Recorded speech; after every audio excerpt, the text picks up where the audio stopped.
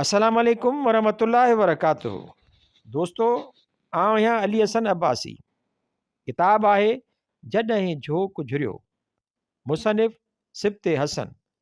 असल उर्दू ॿोलीअ में, मुतरजिम रशीद भट्टी। छापो पहिरियों जनवरी 1985 ईस्वी। छपाईंदड़ अज़मत अदबी एकेडमी, गाॾी खातो, हैदराबाद, सिंध। किस्त ॿी। सिंधू माथर असांजे माज़ीअ जी साख ऐं आईंदे लाइ सुहिणो सपनो आहे। अपखंड जी सभ खां पुराणी तहज़ीब जी इब्तिदा ऐं इंतिहा हिन इलाइक़े में ई थी, जंहिं गुज़िरियल 3-4 हज़ारनि सालनि जी तारीख़ में वॾा वॾा लाह चाड़ ॾिठा आहिनि ऐं जो बेशुमार क़ौमुनि ऐं मज़हबनि जो आमाजगाह रहियो आहे। शक्तिवादी मत जा पाबंद दरावड़, वेदक धर्म ते हलंदड़ आर्या, ॾासी ज़रतश्त जे मञण वारा ईरानी, ज़ेवस ऐं अपालो जा परस्तार यूनानी, बुध मत जा मंतू, हुन ऐं कुशन ऐं इस्लाम जा मुतक़द अरब, ईरानी, तुर्क ऐं अफ़गान सभिनी हिक ॿिए पोयां पंहिंजे तहज़ीबुनि ऐं सकाफ़तुनि जा चिट हिते छॾिया आहिनि। सिंधी तहज़ीब दरअसल उन्हनि मिलनी तहज़ीबुनि जी सुहिणी मेलाप ऐं संगम जो ॿियो नालो आहे। पर को वक़्तु अहिड़ो बि आयो जॾहिं मुआशिरो माज़ीअ जी दुॿण में गपिजी अॻिते वधण जूं ख़ूबियूं विञाए वेठो। तॾहिं 250-300 वरी अॻु हिकु मुंहिंजी मुड़ुस गॾियल मईशत जो बुनियादु रखी असांखे अॻियां वधण जी राह ॾेखारी। उन हिन सरव जी सटियल सरज़मीन में अणॾिठे गुलशन जो ख़्वाबु ॾिठो ऐं पंहिंजे वक़्त खां अॻु जे सोनहरी सपने जी ताबीर में शहादत माणी। उन नेक नियत बुज़ुर्ग जो नालो शाह इनायतुल्लाह हो। ठटे खां 35 मेलनि जे पंध ते झोक नाले वसंदीअ में उन जी मज़ार अॼु बि आम ऐं ख़ासि ज़ियारतगाह आहे। परे परे खां पांधीअड़ा कही अची संदसि तुरबत ते अक़ीदत जा गुल छटींदा आहिनि, पर शाह इनायत जी शहादत जे कारण ऐं मुहरकनि जी ॼाण तमामु थोरनि माण्हुनि खे आहे। शाह इनायत जे ॼम जो पतो न पइजी सघियो आहे, पर एतिरो सो ख़ातिरीअ सां चई सघिजे थो त हू 7 सदी ईस्वीअ में शहनशाह औरंगज़ेब आलमगीर जे उहिद में ठटे जे हिकु अलहलोक ख़ानदान में पैदा थियो। तहफ़तुल किराम पटांदड़ संदसि वॾो बानी ॾाढो मखदूम सधो लांगा परगिणे जो भठोरी परगिणे जे नसरपुर ॻोठ जो रहाकू हो। हू 18-13 खां कोन आयो हो। हू ईरान तुरान खां कोन आयो हो, पर हितां जे ख़मीर मां ई उथियो हो ऐं लांगा क़ौम जो फ़र्द हो। शाह इनायत जो वालिद मखदूम फज़लुल्लाह हिकु बेरया दरवेश हो। तहफ़तुल किराम जो मुसनिफ़ मीर अली शेर खान शाह इनायत जी इब्तिदाई तालीम जे ॾस में माठ आहे, पर लिखे थो त पीर हक़ शनास बुनियाद जे शरीयत मुर्शिदनि जी मुर्शिद ज़माने जे वली धणीअ जे दरबार जे प्यारे शाह इनायतुल्लाह सूफ़ीअ मुंड में हक़ जी ॻोल्हा में घणो सैर सफ़र कयो ऐं घणे वक़्त खां पोइ वञी दखन में शाह अब्दुल मुल्क सां मिलियो।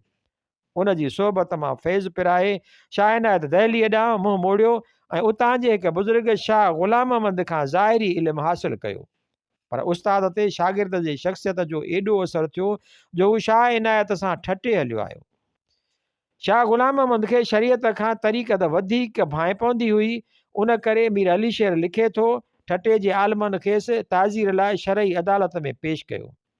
जीअं त अलाह लोकनि खे सदाई आलमनि खां ईज़ा रसंदो आहे, शाह इनायत उस्ताद ग़ुलाम अहमद खे दहलीअ मोटी वञण जी सलाह ॾिनी ऐं हू दहलीअ मोटी वियो। शाह इनायत ठटो छॾे अची झोक में वथाण कया। शाह इनायत जॾहिं सांभर में पेर पातो तॾहिं मुग़ल सल्तनत जो सिज तकिड़ो तकिड़ो ॿुॾण जी करे रहियो हो।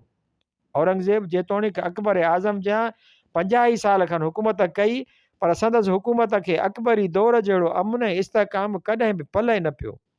हिन शहनशाह जो मोड़ वारो ज़मानो पीउ ऐं भाइरनि खे रस्ते तां हटाइण में सर्फ़ थियो। पोइ तुर्त ई दखन जूं काहूं ऐं मोहरिका शुरू थिया। ॿिए तरफ़ मराठनि, सिखनि ऐं राजपूतनि गोड़ घमसान मचायो ऐं जिते किथे बग़ावतूं थियण लॻियूं। मर्कज़ जी पकड़ ढरी थी त जागीरदारी निज़ाम जी तबाहियुनि ऐं साज़िशुनि रंग कढणु शुरू कयो। अहिड़ियुनि हालतुनि में सिंध जहिड़ी ॾूरांहे इलाइक़े जे काण या गुती कंहिंखे हुई।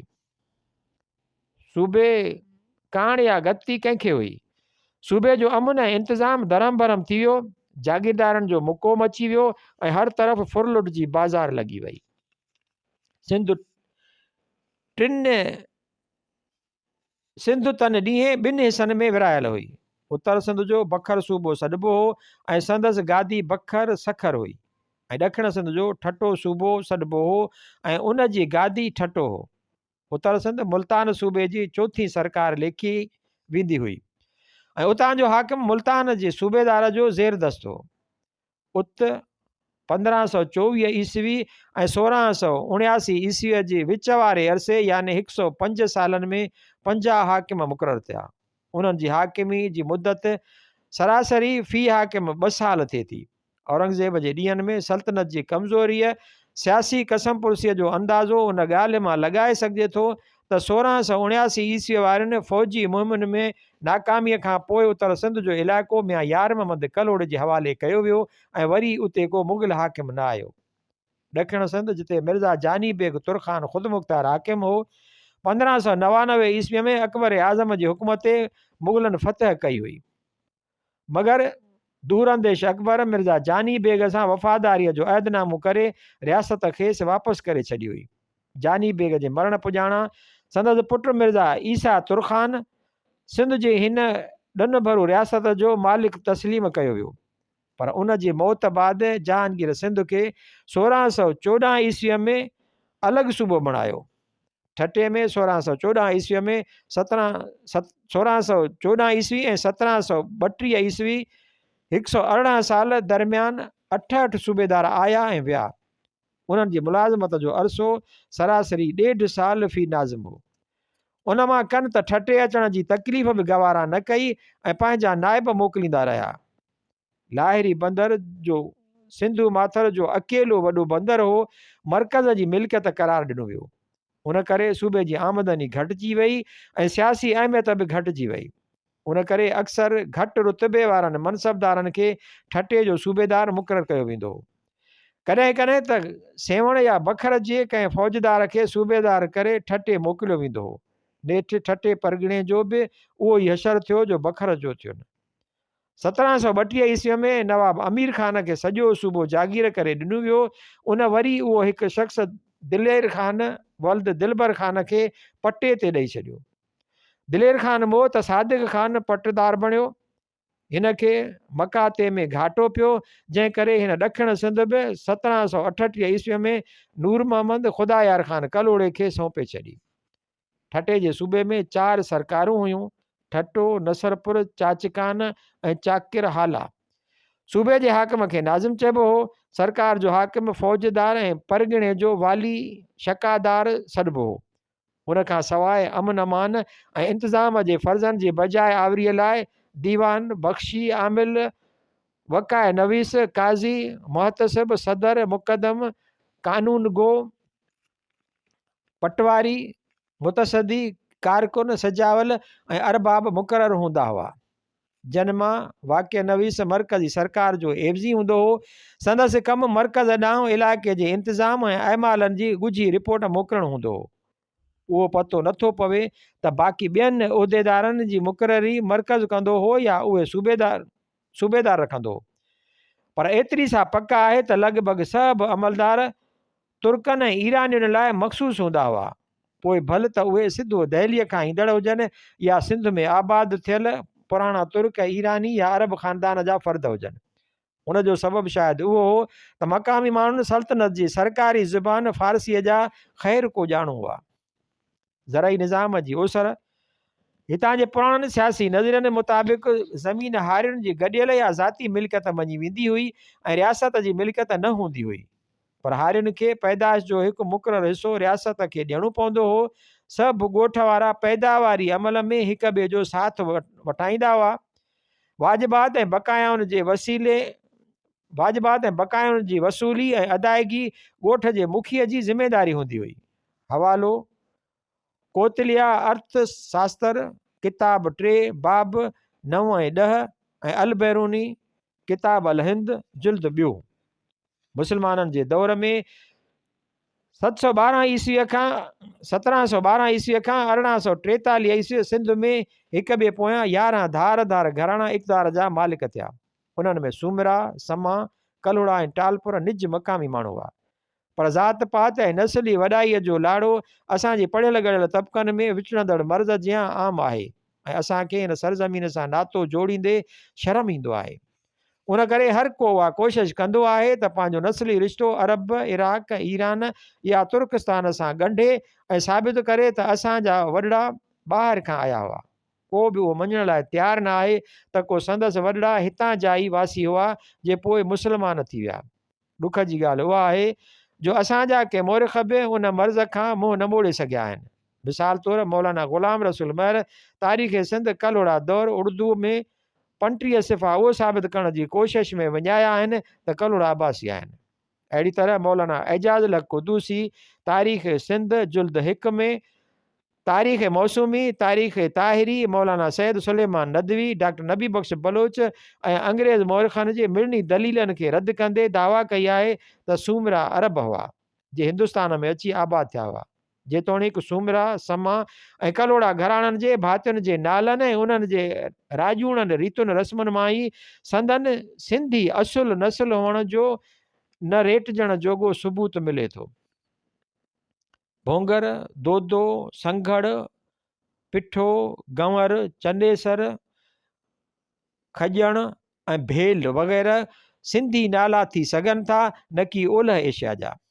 मक़ामी हुक्मराननि जे दौर में हाकिम ऐं महकम जो फ़र्क़ु जेतोणीकि मौजूदु हो, पर विथी या विछोटी एतिरी वेकिरी न हुई जेतिरी ग़ैर मुल्की या धारियनि हाकिमनि जी दौर में थी।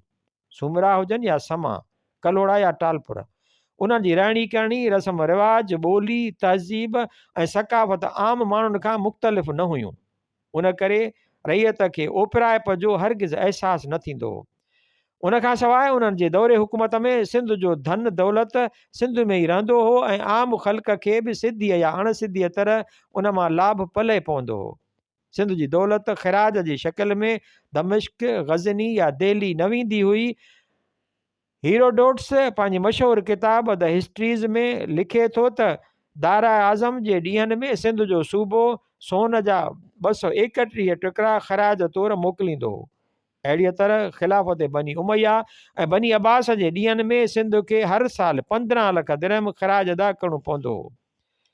टी ॻाल्हि उहा आहे त मुल्की हुकूमत जे ज़माने में सरकारी नौकरियूं मक़ामी माण्हुनि खे मिलंदियूं हुयूं।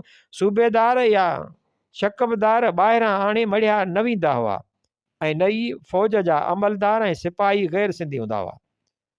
हवारी कुरैश, अरगून ऐं तुरखान जेतोणीकि ॿाहिरां आया हुआ, पर उन्हनि सिंध में दाइमी रिहाइश अख़्तियार कई हुई। शादी वग़ैरह बि मक़ामी ख़ानदाननि मां कंदा हुआ ऐं उन्हनि में रली मिली विया हुआ।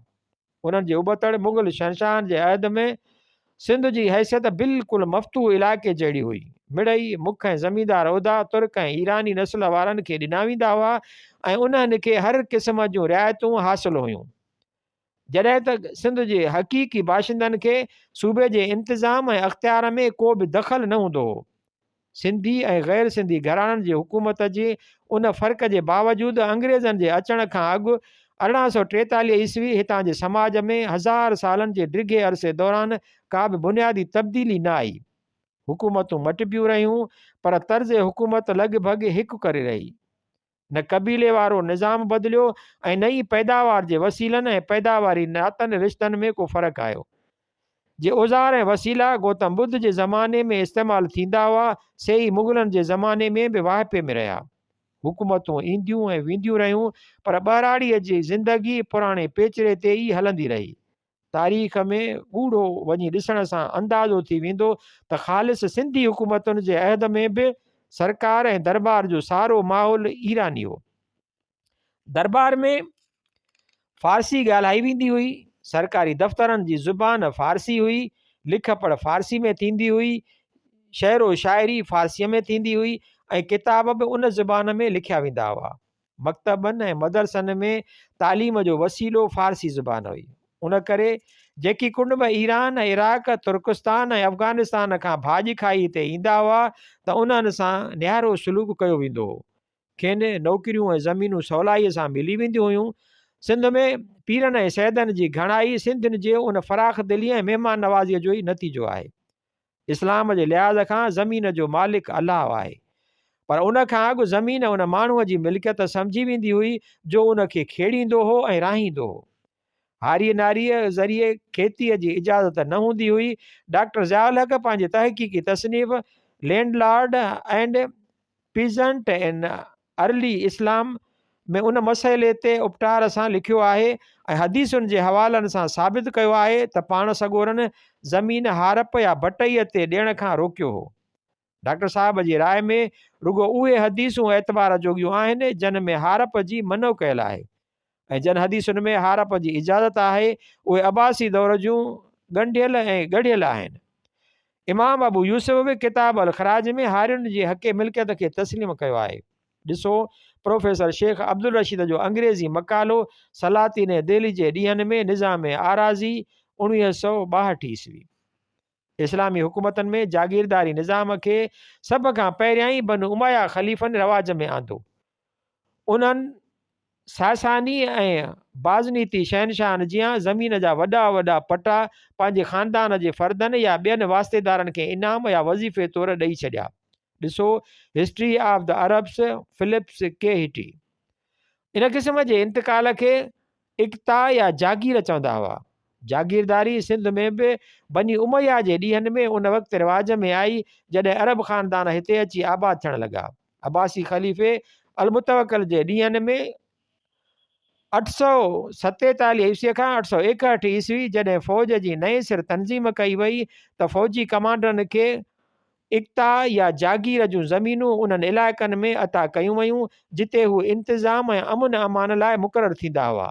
इस्लामिक हिस्ट्री जुल्द 2 ए शोबान लंदन।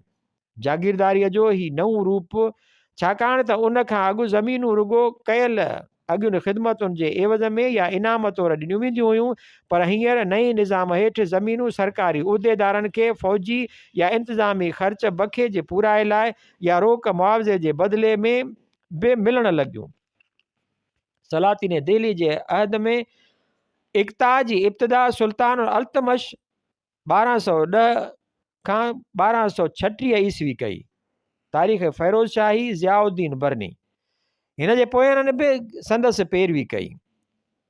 बुलबुलनि दहलीअ खे मगरूर मेवातियुनि खां बचाइण लाइ दारुल सल्तनत जे आस पास ऐं दुआबे जूं जागीरी ज़मीनूं 2000 पठान लश्करनि में विरहायूं।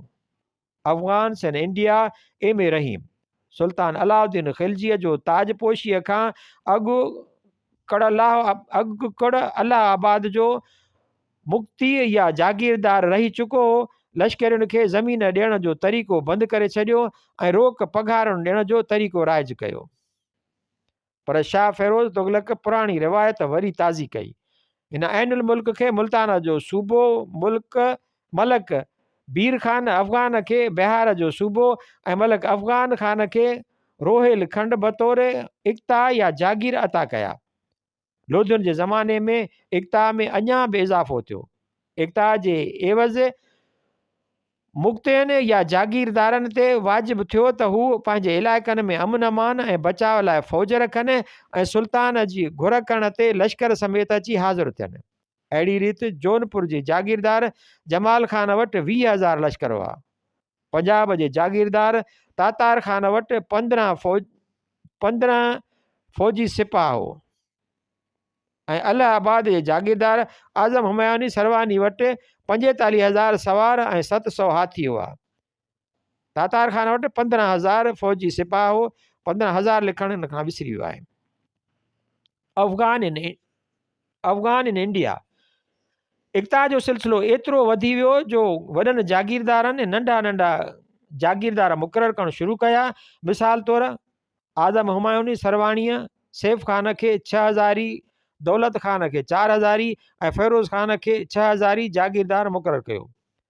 इस्लाम शाह सूरीअ 1545 खां 1553 ईस्वी वॾनि जागीरदारनि जे ज़ोर टोड़ण लाइ जमो विलायत रा ख़ुलासा साख्ता यानी पूरी मिल्कियत खे शाही मिल्कियत करार ॾिनूं ऐं रोक अदायगीअ खे वरी राइज करण जी कोशिशि कई, पर हू कामयाबु न वियो। हिन जे अहद हुकूमत में मनसबदारीअ जी शुरूआति थी। हीउ हिकु निज फ़ौजी उहिदो हूंदो हो ऐं 50 खां 20,000 सिपाहियुनि जे सरदार खे ख़ज़ाने मां रोक अदायगी थींदी हुई ऐं जागीर न ॾिनी वेंदी हुई। अब्दुल कादिर बदायूनी मुंतख़िबुल तवारीख़ में लिखे थो त उहे अफ़गान जागीरदार ऐं मनसबदार ई हुआ जन पहिरियों बाबर ऐं हुमायूं सां मुहादो कयो ऐं पोइ अकबर सां साम्हूं पिया ऐं जन खे ख़तमु करे अकबर अफ़गान अमीरनि जे असर रसूख़ खे ख़तमु कयो ऐं उन्हनि जी जाइ ते तुर्क मुग़ल ऐं ईरानी मनसबदार मुक़ररु कया हुआ। मनसबदारी निज़ाम जे बुरायुनि ते असां पंहिंजी किताब पाकिस्तान में तहज़ीब का इर्तिका में विचूर सां टेका टपणी कई आहे। असां लिखियो हो त अपखंड जी मुआशी ऐं सियासी उणाईअ जी वॾी ज़िमेदारी उन फ्यूडल निज़ाम ते अचे थी। उन निज़ाम वारे इक़्तिदार जी वुसअत ऐं ग़लबे जे करे मुल्क में उहे समाजी हालतूं पैदा न थी सघियूं जिन में सरमाएदारी निज़ाम खे वधण जो मौक़ो मिले हा। न सनतकारनि व्याजखोरनि ऐं वापारियुनि जो तबिको एतिरो सगारो थियो जो सियासी इक़्तिदार में भाङे भाईवार थियण जो मुतालबो करे या ताक़त रस्ते इक़्तिदार ते कब्ज़ो करे ऐं नई दस्तकारीअ वारियूं सनतूं ख़ुदकार सनतुनि में तब्दील थी सघियूं जीअं यूरोप में थियो। उहा दावा पंहिंजी जाइ ते दुरुस्त ई हुजे खणी, पर विचें दौर जी तारीख़ी हालतुनि में इंतिज़ाम इख़्तियार जो को ॿियो तरीक़ो मुमकिन हो। छा दहलीअ जा सुल्तान पठान तोड़े मुग़ल तारीख़ जे ॾाढ ऐं जबर खां जान छॾाए पिए सघिया? असांजे ख़्याल में उन लाइ उहो मुमकिन न हो। हक़ीक़त उहा आहे त शख़्सी हुकूमतुनि में नुमाइंदा इदारा मोहड़ा ई अणलब हूंदा आहिनि। हर हाकिम तख़्त ऐं ताज जी सलामती पंहिंजो बुनियादी फ़र्ज़ु सम्झंदो आहे। उन में को शक न आहे त सगारो में सगारो बादशाह बि पाण अकेले सिर्फ़ु पंहिंजो बचाव नथो करे सघे। हिन खे कंहिं न कंहिं टोले या तबिके जो साथ ऐं सहकार वठिणो ई पवे थो ऐं उन सहकार जी क़ीमत अख़्तियारीअ में शिराकत जी शकिल में अदा करणी थी पवे। दहलीअ जे सुल्ताननि उहो साथ ऐं सहकार जागीर ऐं मनसब ॾेई हासिलु कयो। मिसाल तौरु सूबनि जी सरकारियुनि ऐं इंतिज़ाम खे ई ॾिसो, पर उहा हक़ीक़त बि ज़हन में रखो त 17 ऐं 18 सदीअ में मर्कज़ ऐं सूबनि जे विच में लाॻापन ऐं राब्ते जूं उहे सहूलियतूं मौजूदु न हुयूं जे अॼु आहिनि। उन वेल न रेल गाॾी हुई, न मोटर गाॾी ऐं न हवाई जहाज़, न तार हुई, न टेलीफोन ऐं वायरलेस। अहिड़ीअ सूरत में रुॻो उहो ई मुमकिन हो त मोतबर ऐं वफ़ादार दरबारी अमीरनि खे सूबनि जो निगहबान बणायो वञे। रोक अदायगी मुमकिन न हुई छो जो सिकनि जो रिवाज तमामु घटि हो। सिकनि जो रिवाज उन करे घटि हो जो जागीरदारी निज़ाम में शयूं बाज़ार में विकिरो लाइ तमामु घटि ठहंदियूं हुयूं। उन करे सरकारी उहिदेदारनि जी पघार या मुआवज़ो ज़मीन या जिन्स जी शकिल में अदा थींदो हो। को बि बादशाह फ्यूडलिज़म जे चकर में रही बुछड़ाईअ जी उन घेरे मां निकिरी ई न सघंदो हो ऐं जेकॾहिं कंहिं कोशिशि कई त बि उहो नाकाम रहियो। अलाउद्दीन खिलजी, मोहम्मद बिन तुगलिक ऐं इस्लाम शाह सूरीअ जा तजुर्बा उन करे कामयाबु न थी सघिया। अख़्तियारनि में शिराकत जी ॿी सूरत उहा थी पई सघे त सूबाई इकाइयुनि जे हक़ ख़ुदि इख़्तियारीअ खे तस्लीम कयो वञे ऐं उन्हनि जो इंतिज़ाम चूंडियल नुमाइंदनि जे हवाले कयो वञे हा, जीअं अमेरिका में थिए पियो। पर उहो तॾहिं मुमकिन हो जॾहिं ख़ुदि मर्कज़ में चूंडियल नुमाइंदा हुकूमत मौजूदु हुजे हा, पर विचें दौर में जॾहिं इक़्तिदार आला जो सरचश्मो रियासत जा बाशिंदा न हिकु शख़्स हूंदो हो ऐं बाशिंदनि जी हैसियत शहरनि जी न पर रैयत जी हूंदी हुई, उन क़िस्म जी हुकूमत जो तसवुरु करण बि मुमकिन न हो। विचें दौर जो हिंदुस्तान 5वीं सदी क़ब्ल मसीह जे यूनान खां बि 2000 साल पुठिते हो।